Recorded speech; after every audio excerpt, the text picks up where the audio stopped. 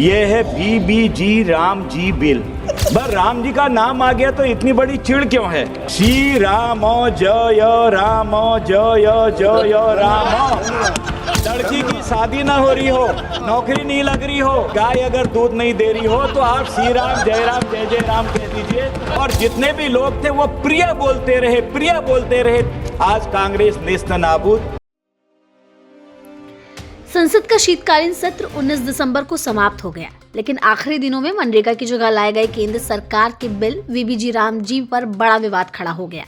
इस बिल को लेकर जहां एक तरफ विपक्ष का ये कहना है कि मोदी सरकार ने महात्मा गांधी का अपमान किया है, तो वहीं सत्ता पक्ष की तरफ से ये कहा जा रहा है कि विपक्ष राम नाम बोलने से बचना चाह रहा है, इसीलिए इस बिल के विरोध में है।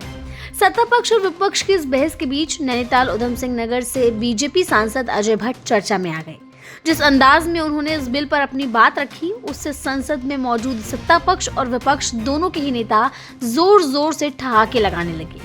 अजय भट्ट ने न सिर्फ केंद्र सरकार के जी राम जी बिल पर अपनी दलील रखी, बल्कि राम नाम के फायदे भी गिनाए। सबसे पहले आप बीजेपी सांसद का ये वीडियो देखिए। श्री अजय भट्ट जी, मैं आभारी हूँ कि आपने मुझे बोलने का अवसर दिया है। पड़ोसी हैं आप। मान्यवर, मुझे अधिक कुछ भी नहीं बोलना है। ये जो आज नाम बदलने की बात आई है, नाम बदलने का तो कोई सवाल ही नहीं है। और समझने की बात इतनी सी है कि राम, हे राम, श्री राम जय जय राम। और श्री राम जय राम 9 शब्द का सिद्ध मंत्र है। और उसको बाद में राम नाम सत्य है, लेकिन उसको किसने अपनाया? महात्मा गांधी जी ने अपनाया।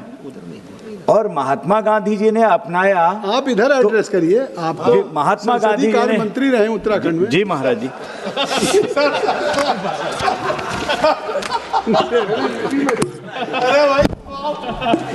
महात्मा गांधी जी ने अपनाया।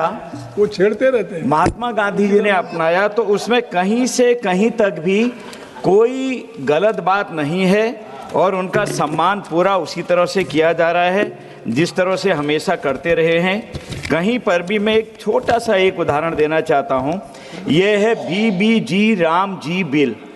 इसमें क्या है? वीबी जी राम जी, वीबी विकसित भारत, जी गारंटी फॉर, आर रोजगार एंड, ए आजीविका, एम मिशन, जी ग्रामीण।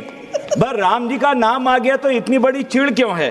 मैं तो यही बताता हूं, क्योंकि जो सिद्ध मंत्र को इस तरह से ह्रास करेंगे, कम करके आंकेंगे, सरकार की नीयत तो साफ है, तो उसको बड़ा दंड मिलता है। क्योंकि मैंने फिर भी कह दिया, 9 अक्षर का सिद्ध मंत्र है, 9 अक्षर का सिद्ध मंत्र है श्री राम जय जय राम। कोई काम बिगड़ा हो आपका, बिना दंगे राम। आप देख लीजिए, 13 शब्द हैं। 13 को कभी कभी आप सगुन भी मानते हैं, लेकिन ये सगुन माना गया है। श्री राम जय जय राम। लड़की की शादी ना हो रही हो, नौकरी नहीं लग रही हो, घर में कहीं पर उफा पटा हो रही हो, पत्नी में नहीं बन रही हो, पति में लड़का बिगड़ गया हो, और तो और गाय अगर दूध नहीं दे रही हो तो आप श्री राम जय राम कह दीजिए, काम निकल जाएगा। तो इंटेंशन कहाँ गलत है? और सर, मैं अंत में इतना कहना चाहता हूं कि सचिव वैद्य गुरु 3 जो प्रिय बोले ही भई आस, राज धर्म तन 3 कर होई बेग ही नाश। क्योंकि सचिव भी, वैद्य ने भी, और जितने भी लोग थे वो प्रिय बोलते रहे। आज कांग्रेस नेस्त नाबूद, और दोस्त और लोग भी नीचे को जाते रह रहे हैं, नेस्त नाबूद की होने की स्थिति में है। इसलिए मैं फिर भी आपको आगाह करता हूं, कहीं महात्मा जी का अपमान नहीं है, वो हमारे हृदय में है। उनके लिए एक से एक बड़ी बातें करी हुई हैं, और खुद प्रधानमंत्री जी स्वागत करते हैं, सभी लोग स्वागत करते हैं। हमारे वो कुल पुरुष हैं, हमारे राष्ट्रपिता हैं। इसलिए मैं आपसे निवेदन करता हूं, कहीं से कहीं दिल छोटा मत करिए। ये तो प्रभु राम की कृपा हो रही है और सब चीज ठीक होने वाली है। मैं इसका समर्थन करता हूं। संसद में चर्चा के दौरान अजय भट्ट ने कांग्रेस के आरोपों को खारिज किया, साथ ही नई योजना के नाम और उसके अर्थ को लेकर भी विस्तार से अपनी बात की। उन्होंने साफ तौर पर कहा कि योजना का नाम बदलने का सवाल ही नहीं उठ रहा। असल में कांग्रेस इस मुद्दे को बेवजह तूल दे रही है। सांसद ने कहा कि राम, हे राम, श्री राम, जय जय राम ये 9 शब्दों का एक सिद्ध मंत्र है जिसे स्वयं महात्मा गांधी ने अपनाया था। ऐसे में इसमें कहीं से कहीं तक गलत या आपत्तिजनक जैसा कुछ भी नहीं है। अजय भट्ट ने कहा कि महात्मा गांधी का सम्मान पहले की ही तरह किया जा रहा है, लेकिन अगर किसी योजना के नाम में राम शब्द आ जाता है तो कांग्रेस को उससे चिढ़ हो जाती है।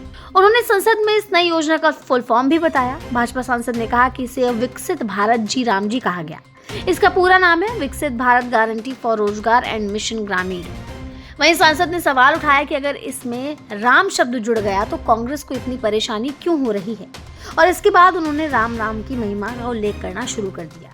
अजय भट्ट का बयान सुर्खियों में बना हुआ है। वहीं बात करें केंद्र सरकार के जी राम जी बिल की, तो विपक्ष इस बिल को लगातार महात्मा गांधी का अपमान करार दे रहा है और इस पर कड़ा विरोध दर्ज करवा रहा है।